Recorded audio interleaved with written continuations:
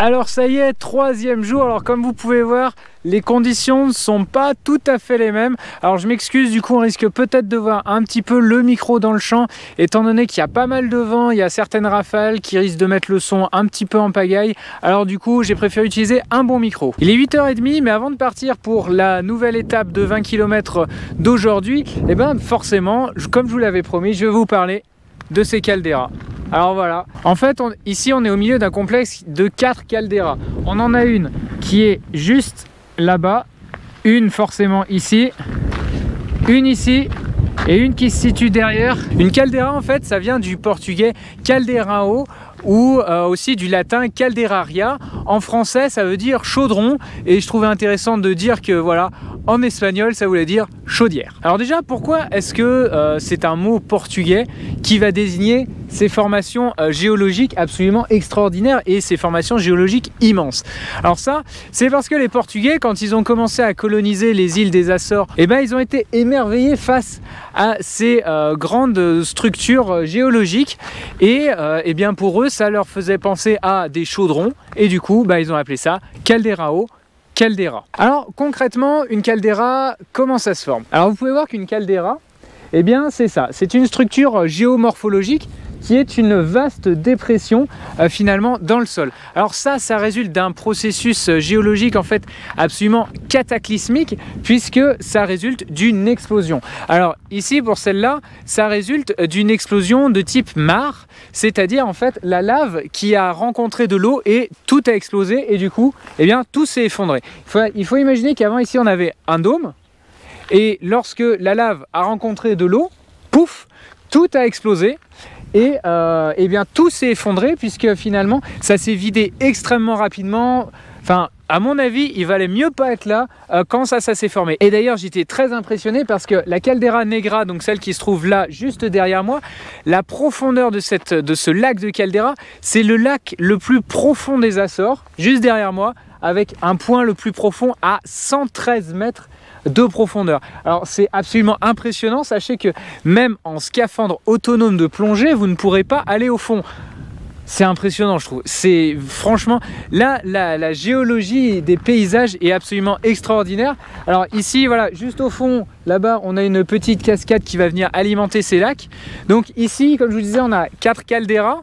On va aller en voir 3 autres après qui sont plus loin. Et donc c'est vraiment cette particularité ici aux Açores, c'est ces calderas qui forment des paysages spectaculaires au milieu de tout ça. Sachez aussi que cette zone, c'est un point de passage pour de nombreux oiseaux migrateurs, comme par exemple les sternes. Alors, je ne rentrerai pas dans les détails parce que j'espère bien vous faire une vidéo un peu plus sur les oiseaux, un de ces 4.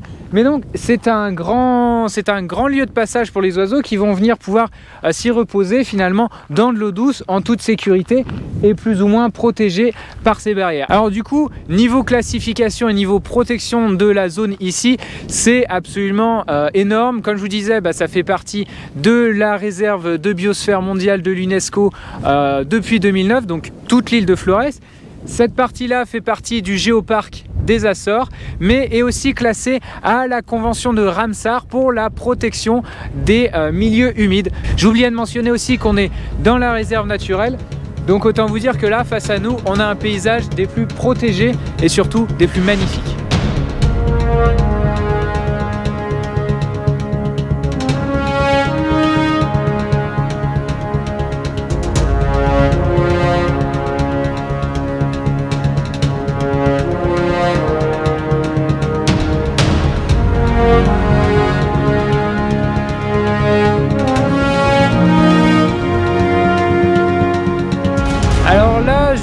Sur le passage, je me suis arrêté au niveau d'un magnifique point de vue. Alors voilà, on a la vue encore une fois sur la côte ouest.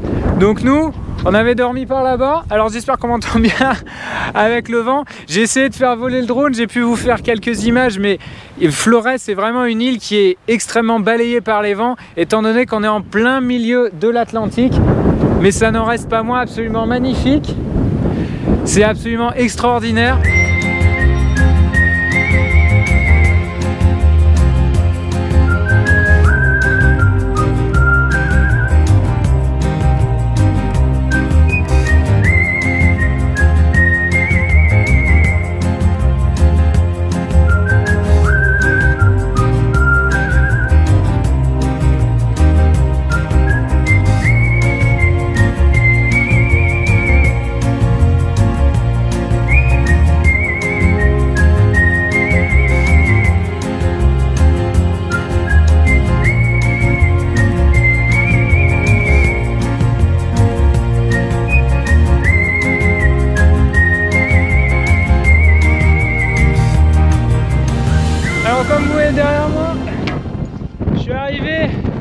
ce que je voulais vous présenter, seulement vu les conditions que j'ai actuellement, je vous fais ça en voix off, histoire que vous compreniez un peu plus ce que je vais vous raconter.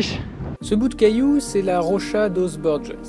Faisant partie des sites classés à l'UNESCO et du Parc naturel de Flores depuis 2011, cette particularité géologique est composée d'énormes colonnes prismatiques de basalte de plus de 20 mètres de haut, les orgues. Ces formations particulières, mais thermodynamiquement explicables, trouvent leur origine dans un refroidissement lent et graduel du magma à l'intérieur d'un cône volcanique. C'est ensuite l'érosion qui les a dévoilées. D'autres formations similaires existent en Europe, comme la célèbre Chaussée des Géants en Irlande du Nord, mais cette dernière est de plus petite taille. C'est la Rocha dos Borges qui domine le palmarès. Pour continuer sur un peu de géologie, je vous ai parlé d'une limite que l'on avait franchie pour se rendre sur cette île. Il s'agit de la dorsale médio-océanique. Effectivement, alors que le reste de l'archipel des Açores se situe sur la plaque eurasiatique, les îles de Flores et de Corvo sont situées sur la plaque nord-américaine. Et cette dorsale, c'est le système divergent entre ces deux plaques. Si bien que Flores et Corvo s'éloignent d'environ 4 cm par an du reste des îles. L'intensité de l'activité géologique dans les alentours en fait une des 3 zones les plus fortes en activité sismique de la planète. Alors ça y est, je suis arrivé aux 2 dernières caldeiras. Alors il y en a une qui se situe juste derrière moi là qu'on peut pas voir, elle vient d'être couverte par un nuage. Et une qui est juste là, absolument magnifique. Alors celle-là, voilà, on pourrait dire qu'elle est profonde, mais elle fait seulement 35 mètres de fond. Et celle derrière moi, elle est quasiment à fond plat. Donc voilà, c'est les 2 mêmes types de formations géologiques qu'on a pu voir tout à l'heure, hein, bien sûr des caldeiras. Celle-là est aussi issue d'explosions de type mare, comme je vous l'ai expliqué tout à l'heure. Donc voilà, c'est aussi ici que prend fin cette aventure à Flores. Alors en réalité, pas pour moi, puisqu'il va me rester encore 15 km avant d'aller rejoindre l'aéroport. Une nuit à passer là encore, puis essayer d'attraper mon avion à temps pour rentrer sur l'île de Terceira. Et comme vous pouvez voir, les conditions se gâtent un peu. Alors j'espère que la nuit, cette dernière nuit, va être relativement assez sympa. Là malheureusement, vu le vent et vu la pluie, je ne vais pas pouvoir vous faire des images de ce lieu-là, mais du coup, eh bien, moi je peux que vous conseiller de venir ici pour visiter aussi, parce que c'est absolument magnifique, même si j'avoue que c'est une île qui est un petit peu au bout du monde, ou du moins la plus à l'ouest de l'Europe. Alors si vous avez aimé cette aventure, eh bien comme d'habitude, n'hésitez pas à laisser un like, à vous abonner si vous ne l'êtes pas déjà pour pouvoir suivre d'autres aventures du style, peut-être sur d'autres îles, voire ailleurs, mais des aventures scientifiques avec moi. Je tiens aussi à remercier tous les contributeurs sur Tipeee qui aident au développement de cette chaîne et au développement de ces aventures que je partage avec vous. Et d'ici la prochaine aventure, moi je vous dis portez-vous bien et partez à l'aventure. Alors il est samedi 6 h du matin, voilà, comme vous pouvez l'entendre, ça a été ça toute la nuit. J'ai pris une tempête en fait, voilà, comme je disais, Flores c'est l'île la plus au vent et la plus arrosée. Ça se confirme quand il fait pas beau, je vous assure.